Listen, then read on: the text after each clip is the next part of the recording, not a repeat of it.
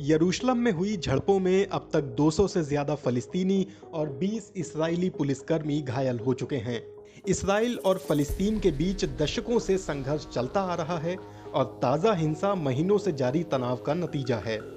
ये 100 साल से भी पुराना मुद्दा है। पहले विश्व युद्ध में उस्मानिया सल्तनत की हार के बाद मध्य पूर्व में फलिस्तीन के नाम से पहचाने जाने वाले हिस्से को ब्रिटेन ने अपने कब्जे में ले लिया था। इस जमीन पर अल्पसंख्यक यहूदी और बहुसंख्यक अरब बसे हुए थे। दोनों के बीच तनाव तब शुरू हुआ जब अंतर्राष्ट्रीय समुदाय ने ब्रिटेन को यहूदी लोगों के लिए फलिस्तीन को एक राष्ट्रीय घर के तौर पर स्थापित करने का काम सौंपा। यहूदियों के लिए ये उनके पूर्वजों का घर है, जबकि फलिस्तीनी अरब भी इस पर दावा करते रहे हैं और इस कदम का विरोध किया था। 1920 से 1940 के बीच यूरोप में उत्पीड़न और दूसरे विश्व युद्ध के दौरान होलोकॉस्ट से बचकर भारी संख्या में यहूदी एक मातृभूमि की चाह में यहाँ पर पहुंचे थे। इसी दौरान अरबों और यहूदियों और ब्रिटिश शासन के बीच हिंसा भी शुरू हुई। 1947 में संयुक्त राष्ट्र में फलिस्तीन को यहूदियों और अरबों के अलग अलग राष्ट्र में बांटने को लेकर मतदान हुआ और यरूशलेम को एक अंतर्राष्ट्रीय शहर बनाया गया। इस योजना को यहूदी नेताओं ने स्वीकार किया, जबकि अरब पक्ष ने इसको खारिज कर दिया और ये कभी लागू नहीं हो पाया। 1948 में समस्या सुलझाने में असफल होकर ब्रितानी शासक चले गए और यहूदी नेताओं ने इस्राइल राष्ट्र के निर्माण की घोषणा कर दी। कई फलिस्तीनियों ने इस पर आपत्ति जताई और युद्ध शुरू हो गया। अरब देशों के सुरक्षा बलों ने धावा बोल दिया।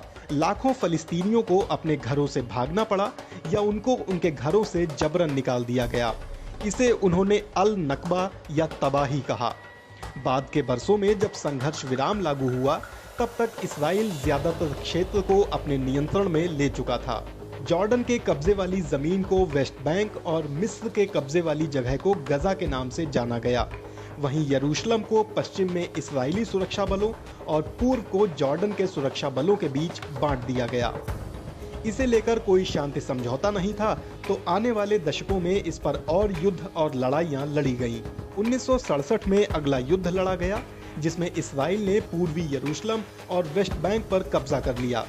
सिर्फ यही नहीं, इसराइल ने सीरिया के गोलान हाइट्स, गजा और मिस्र के सिनाई प्रायद्वीप के अधिकतर हिस्सों पर भी कब्जा जमा लिया।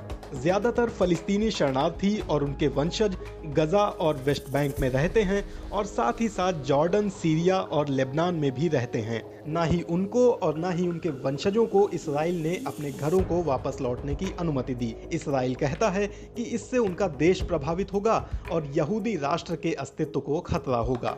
इसराइल का अब भी वेस्ट बैंक पर कब्जा है और गजा से वो पीछे हट चुका है। हालांकि संयुक्त राष्ट्र अब भी मानता है कि ये उसके कब्जे वाले क्षेत्र का हिस्सा है। इसराइल दावा करता है कि पूरा यरूशलेम उसकी राजधानी है, जबकि फलिस्तीनी पूर्वी यरूशलेम को भविष्य के फलिस्तीनी राष्ट्र की राजधानी मानते हैं। अमेरिका उन चंद देशों में से एक है जो इस पूरे शहर पर इसराइल के दावे को मानता है। बीते 50 वर्षों में इसराइल ने इन इलाकों में कई बस्तियां बसा दी हैं, जहां पर 6 लाख से ज्यादा यहूदी रहते हैं। फलिस्तीनी कहते हैं कि ये यहूदी बस्तियां अंतर्राष्ट्रीय कानून के अनुसार अवैध हैं और शांति में बाधा हैं, जबकि इसराइल इस दावे को खारिज करता है। पूर्वी यरूशलेम, गजा और वेस्ट बैंक में इसराइली और फलिस्तीनियों के बीच तनाव चरम पर है। गजा पर इस समय हमास का नियंत्रण है और उसने इसराइल से कई बार लड़ाई लड़ी है। इसराइल और मिस्र गजा की सीमा का कड़ाई से नियंत्रण करते हैं ताकि हमास तक हथियार न पहुंचें। गजा और वेस्ट बैंक में रहने वाले फलिस्तीनियों का कहना है कि वे इसराइली कार्रवाइयों और पाबंदियों से पीड़ित हैं।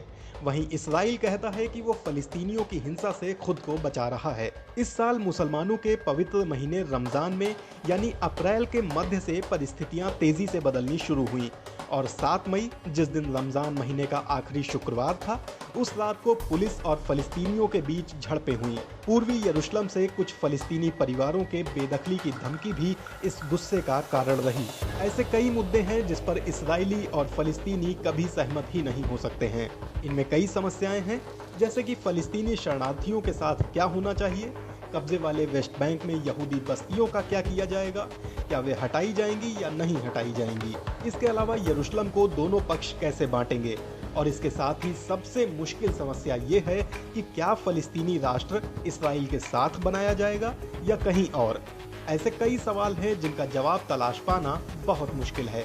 शांति वार्ता बीते 25 सालों से शुरू होती है और बंद हो जाती है, लेकिन ये संघर्ष को नहीं सुलझा पाई है।